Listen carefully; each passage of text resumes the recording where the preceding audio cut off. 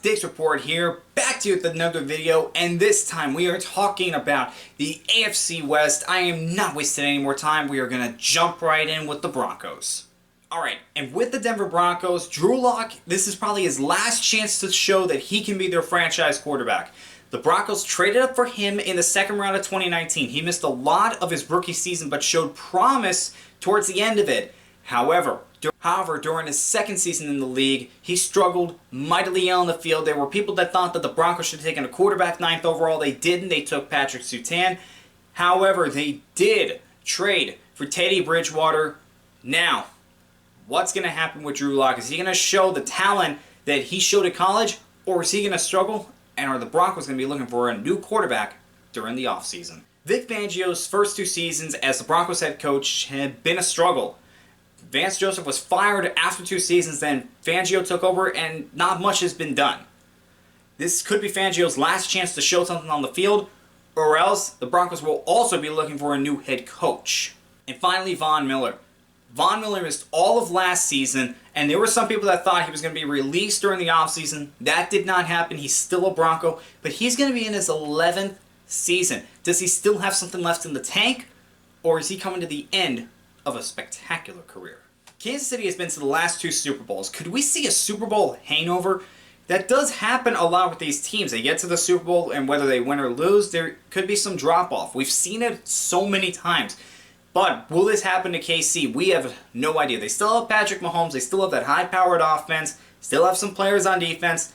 But can they shake off that Super Bowl loss to the Bucs? Or are they going to struggle early on?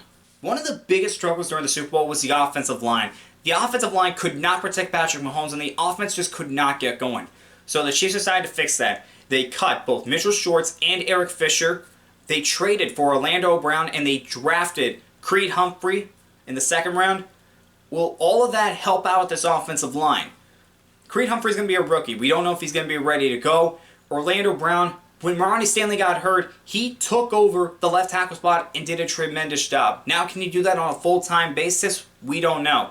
This offensive line is going to be so important to the Chiefs. If they cannot protect Patrick Mahomes, this offense is not going to be as high-powered as it normally is. And finally, I just have some questions about the secondary. Now, Tyrann Mathieu, he is a star in this league, but I just have a couple of questions about the rest of the secondary. Can they hold up, or are they going to struggle? I'm just not sure what's going to happen with them. For the Raiders, this could be Gruden's last shot to prove that he can be successful with the Raiders a second time around. John Gruden, for the first 3 seasons, he has improved in the win-loss column, but he has not gotten to the playoffs yet. The Raiders have got to get to the playoffs this year if he wants to feel secure about his job. Last year, the Raiders began the season 6-3, but ended up falling short of a playoff spot. That cannot happen again this year. They have got to make the playoffs if Gruden wants to keep his job. Last year, the top wide receiver was Nelson Agholor. Now, he left in free agency, so who's going to take over as the number 1 in this receiving corps? One obvious suspect, Henry Ruggs. They drafted him in the 1st round. In 2020, they drafted him as the first receiver off the board, but he had less than 30 catches in his rookie season. He's got to do better than that.